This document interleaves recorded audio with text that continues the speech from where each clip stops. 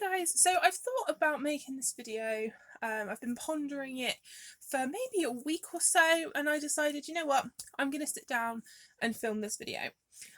So this video is books to read if you enjoyed Bridgerton. Now, I'm loving Bridgerton. I'm really happy that a historical romance series has been made into a TV series. I've been highly anticipating the series for months, but to see that it has gained general popularity makes me really happy, because it means that we might see more adaptations of historical romance.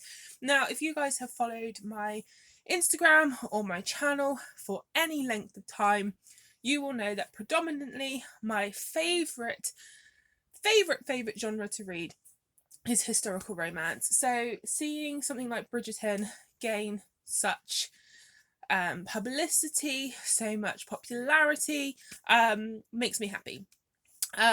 So I am a reader first and foremost, so I decided, you know, there's lots of series, historical romances like Bridgerton, and I feel like it's time to shine the light on them.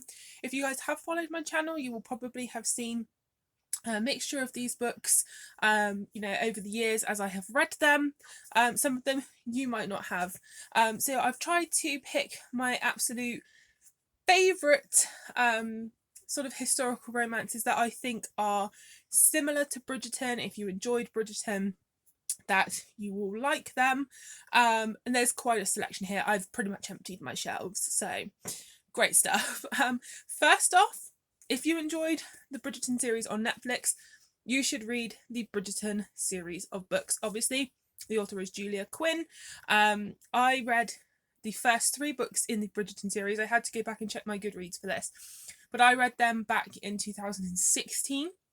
And I really enjoyed the first 3. I think when I went to continue the series, I was in a bit of a slump, so I didn't carry it on, but that is changing. I have at the time of recording this just finished book 4, so I'm well back into it now. But yeah, if you enjoyed the show on Netflix, 100% pick up the books. So many people that have watched the series on Netflix don't know that it was a series of books first. So yeah, definitely check out the books. There is a little bit of difference to series 1 of Bridgerton to book 1 of the series, but that's natural. But most of the things I would say have stayed the same. So yeah, 100% check out the Bridgerton books. There are 8 Bridgerton books. Each book follows a different sibling. It's really cool to see. I love books like that where it's about a family, and each one of that family you see get their own story. That is a predominant theme in the books that I have chosen. Not all of them, but some of them. So yeah, definitely check them out. I would suggest obviously reading them in order, due to things that you do still see previous characters obviously pop up in the other books, so I would suggest reading them in order. I didn't have the physical copies of the books, but I am going to purchase them all because they are redoing the covers. So yeah, definitely check them out. Also, something to check out is Julia Quinn's other books. She has written more than just Bridgerton. Her first, I do believe it was her first ever historical novel, was Splendid. And this is part of a trilogy. So this one, I think, yeah, is only 3 books. So maybe you don't want to read a really massive series like Bridgerton is 8 books. Maybe you just like a trilogy. Maybe worth picking up Splendid. The second book is Dancing at Midnight, which I don't own the paperback of. And the third book is Minx. I really enjoyed this series. I think predominantly, I enjoyed maybe the third one the best, but I loved Splendid enough to carry on reading the whole trilogy. So Splendid is about an American heiress. She's come to spend some time with her English family, and she accidentally makes the acquaintance of a duke, and he's very anti not wanting to get married because he believes that basically all women are essentially gold diggers. But Emma sort of changes his mind. Emma's very feisty, very quirky. She knows what she wants and she goes for it. Really enjoyed this series. So yeah, if you're a fan of Bridgerton, makes sense to pick up more Julia Quinn. She has also written other series. In Bridgerton you'll hear about the Smythes, and they have their own series as well. So lots and lots of historical books from Julia Quinn to sink your teeth into. So if you obviously enjoyed Bridgerton, if you should like any of these books if you're a reader, I'm going to start off with Sarah Mclean. There's a couple of series from Sarah Mclean in my list. This one is the Love by Numbers series, and I absolutely adored this series, guys. Like, I devoured one book after the other, absolutely loved it. I think it was the first books I'd ever read from Sarah Mclean. Totally hooked me. She's now an auto-buy author for me. So the first book in this series is 9 Rules to Break When Romancing a Rake. Then we have 10 Ways to Be Adored When Landing a Lord. And then we have 11 Scandals to Start to Win a Duke's Heart. First of all, love the titles for these books. They're really cute. They do follow kind of a family, I would say. Yeah, it's the sort of the male side of the family that it follows. 2 brothers and an illegitimate sister. So 3 books, and it's really good. It's funny. The women are very strong-willed. Basically, in the first book, Calpurnia, who is known as Callie, she is kind of a spinster, but she's always followed the rules. She's always done what's expected of her, but she decides that she wants to break the rules. So she basically makes a list of things that she wants to do, of rule breaking. And in some of them, she disguises herself as a man and goes fencing. She's not considered marriageable. And then Gabriel St. John, he's a Marquis. He wants her help to make his sister respectable, and basically they develop a romance. Then the second book is about his brother, and the third book is about the sister. But really good. Again, this one's only a trilogy, but definitely recommend that. I was completely hooked. So now, like I said, she's an auto-buy author for me. Another trilogy of hers to pick up, I would say, is what is this one called? It's the Bastards. Can't even remember. The Bare Knuckle Bastards. There we go. Again, another trilogy. So we have Wicked and the Wallflower, Brazen and the Beast, and Daring and the Duke. This is her most recent series. Daring and the Duke came out last year, so we're getting a new series from her starting this year, but with familiar faces. I do like with a lot of these authors that have series, some of their characters from other series pop up in other series, so you don't lose the characters altogether, which I really enjoy. But basically with this series, it's about a duke's bastards and how they band together, and they basically create a criminal underworld, of which they're the boss of, and they each get their own book. My favourite of the series is book 2, which is Brazen and the Beast, which, if you can't guess, is kind of a historical reimagining of Beauty and the Beast. And actually Julia Quinn has Blood the Front, so there you go. But this one, I loved it. The heroine Hattie, she wants to run her father's shipping business. She is clever, she knows she can do it, that's what she wants to do, but because she's a girl, her father basically thinks she's incapable and he won't let her do it. But she decides that she has plans, and it's going to be the year of Hattie, where she plans to basically do the things that she wants to do. On her travels, she meets Wit, King of Covent Garden, and their paths cross, and it kind of goes from there. But this is one of my absolute favourites out of all of the historical romances. I love Wit and Hattie so much. But yeah, the stories, again with this, there is an overall arc with the siblings' backstory. So again, read them in order, but love. Then, kind of a little bit different, well, not really, another author that I would suggest if you like the family element, so obviously with the Bridgertons, each family member gets their own book and it's quite a big family. Another big historical family is the Sinisters, by Stephanie Lawrence. Now, Stephanie Lawrence has been writing historical romance for a long time. I would actually say she's one of the very first historical authors that I ever bought. I have quite a few of her books, but she's not an author that I've kept up with as much, unfortunately. I do think that I'm going to go back in and try and read some more of her series from the beginning, because she's got quite a few different series, but the series that I did enjoy, but again I don't think I finished, was the Sinisters.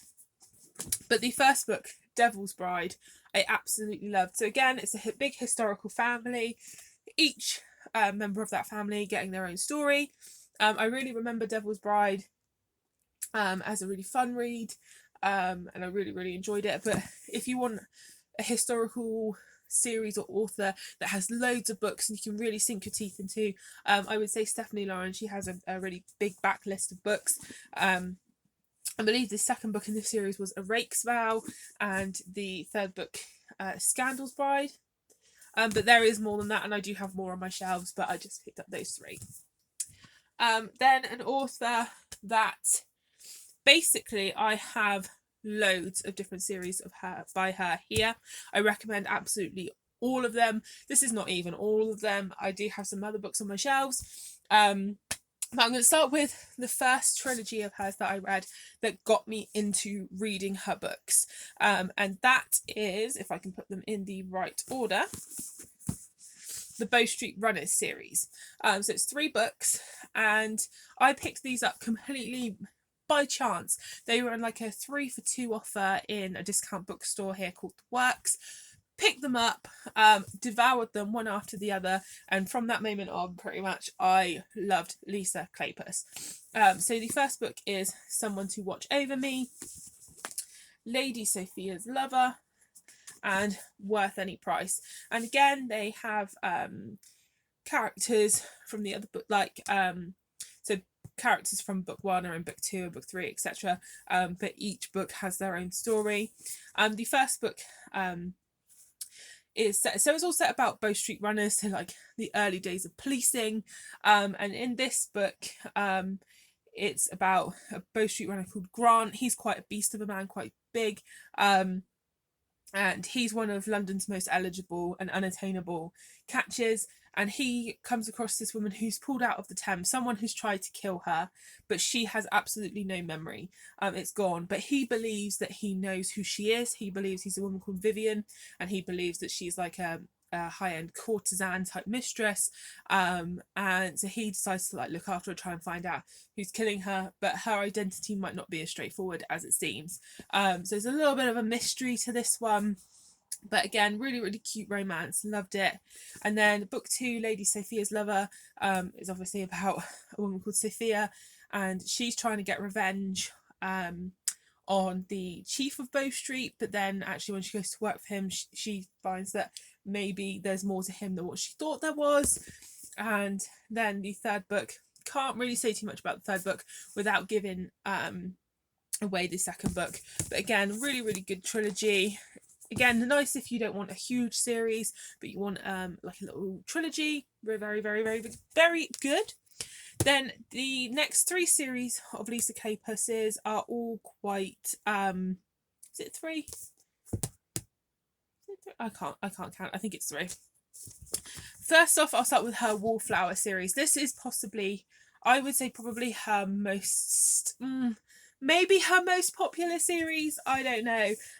It's a quartet, and I love this one because each book is named after a season, which I think is really fun. So you have Secrets of a Summer Night, you have It Happened One Autumn, The Devil in Winter, which frequently pops up on romance lists as people's absolute favourite ever hero in a romance novel. People love this book in particular. And then we have Scandal in Spring. So yeah, we have all the seasons there. And basically the premise of this book is not a family saga, but it is 4 women who become friends because of their wallflower status. Basically, through one way or another, they are not the most popular debutantes at these balls, so they decide to band together and work together to catch each other husbands. They draw up lists and plans, and it's such a good friendship group. So fun. The first book, Secrets of a Summer Night, Annabelle is actually probably the most beautiful of the debutantes. She's graceful. Men want her, but she's penniless. So it's all about her trying to set out to save her family and make a suitable marriage. But the man that she maybe is attracted to, he is not aristocratic, but he is rich. So it's them overcoming their differences, but excellent. The second book is absolutely one of my favourites.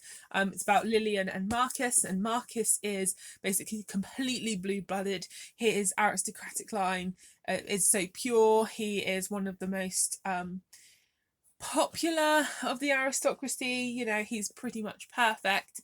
And then Lillian is this loud, brash American that he absolutely should hate. She's everything that an English rose is not.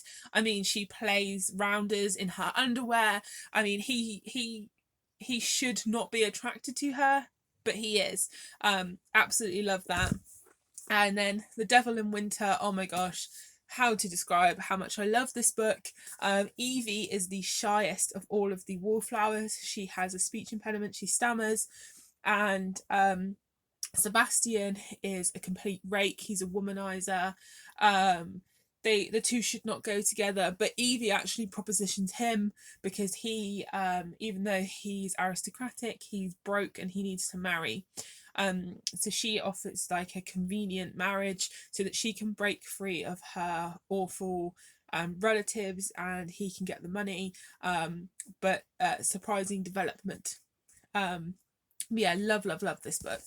And then the final book is Scandal in Spring. This is Daisy's story and she is Lillian's sister, so another American. But yeah, definitely check out this series. It's one of the most popular historical romance series and it's popular for a reason. It's amazing. So I would say probably Lisa Kleypas's next popular series would be, oh my god, what's the name of it? My brain's completely gone. The Hathaways. There we go. This is a 5-book series, and again, this is a family series. The Hathaways. And each book is a different member of that family finding love. The Hathaways are sort of they are aristocratic, but they're not very wealthy. They're very like low down. But they unexpectedly inherit an estate and a fortune. But yeah, each one is their own story. The first book, Mine Till Midnight, is about the oldest of the sisters, and she actually has a romance with a half gypsy called Cam. Then the second book is about I think the second eldest sister, and also she's always loved the gypsy, what is his name, Mary Penn, but he feels like he can't be with her. Oh, such a good book. Tempting at Twilight. Harry is a wealthy and powerful collector of secrets, and Poppy, she is very, very vibrant, very sweet, and he's instantly attracted to her. Married by Morning is Leo's book. Leo previously thought that he was in love and his fiancée died. And him and Catherine have a bit of an interesting relationship through the other books because he thinks that she's a little bit of a tyrant, and yeah, so good. And then we have Love in the Afternoon, which is the youngest sister's book, I believe, and she's always been more comfortable outside helping animals. and her love interest is like a war hero. So yeah, a really, really good family saga one. Absolutely love the Hathaways. But I think my personal favourite of Lisa Kleypas's books, or I should say of her family series, is the Ravenous. Again, this is another 5-book series, but I do believe another book in this series is coming out later this year. This series absolutely had me hooked. I was fortunate enough that when I started reading it, the first 2 books or the first 3 books were out, so I could just completely devour them. And actually, this is a 6-book series, book 7 coming out later on this year. So the first book is Cold-Hearted Rake. Second book is not Chasing Cassandra, these are in the wrong order. Marrying Winterbourne.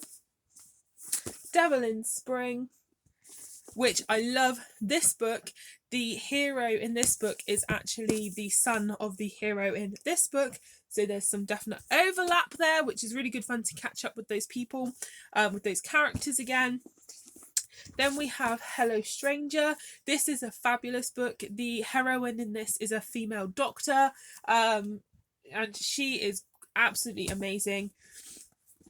Then we have Devil's Daughter, which the heroine in this is the daughter of Sebastian. And then we have Chasing Cassandra. So again, lots of books to sink your teeth into. This one I absolutely love. It really does hold a chunk of my heart. The series starts when Devon Ravenous inherits basically an estate and also some unwed sisters, and he turns up there fully planning to basically sell it all. He doesn't want the responsibility of keeping up with the land, dealing with it, all of the debt. He really can't be doing with it. And also there is Kathleen. Now she is the widow of basically the person that died, and basically his sisters is who she's living with, and she basically gives Devon a bit of a hard time, and eventually he decides to stick around, try and make it work, but he also falls in love with Kathleen. I absolutely love in this series Marrying Winterbourne. I love all of these books, but I think if I had to pick one, I would pick Marrying Winterbourne as my favourite. Helen is probably the most graceful, most beautiful lady. She's considered like the perfect lady, and then she basically decides to marry Rhys Winterbourne. He's low born, he's Welsh, which is apparently like the worst thing in the world to be, but he's fabulously rich. He's basically opened a massive department store called Winterbourne's, and he's just absolutely stinking rich. But people see them as complete and utter opposites, but actually they genuinely love each other, and their story actually starts in Cold-Hearted Rake. So again, I would say with this series, definitely read it in order, but absolutely beautiful. I absolutely love that series so much. Like, it's hard to pick a favourite out of all of these books because I love so many of them, but the Ravenous has like a place in my heart. I love it. Then to sort of stick with Lisa Kleypas, if maybe you don't want to start a big family series, I mean, why wouldn't you? There's just more to love. But if you wanted to start off with a couple of duologies, she does have some older books.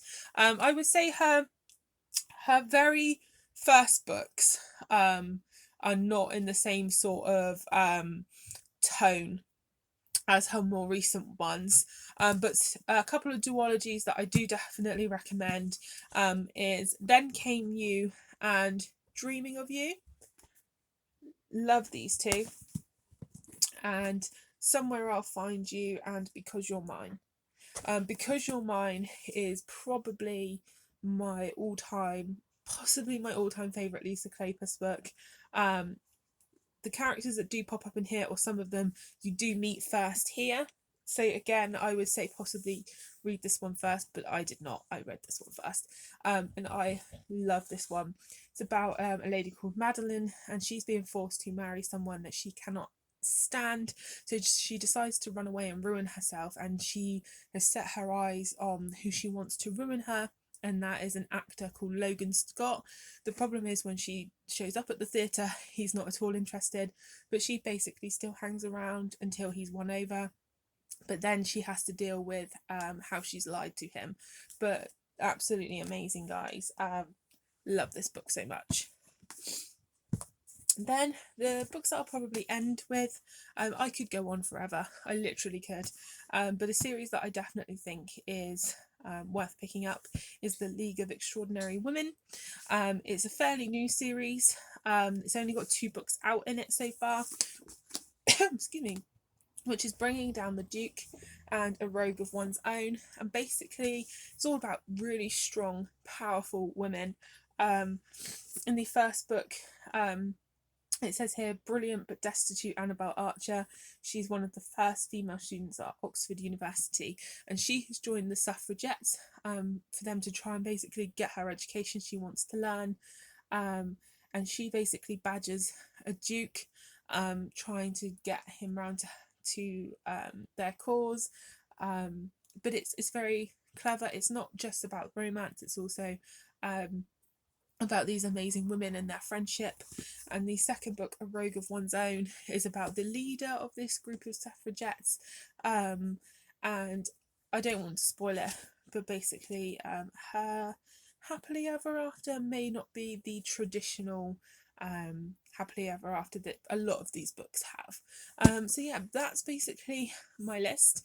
It's not basically a be all and end all. I could have added to this, I could have gone on all day, but I definitely feel that if you enjoyed the general plot and the general tone of Bridgerton, then these are definitely a good place to start. Thanks so much for watching, guys, and I'll see you all soon. Happy reading!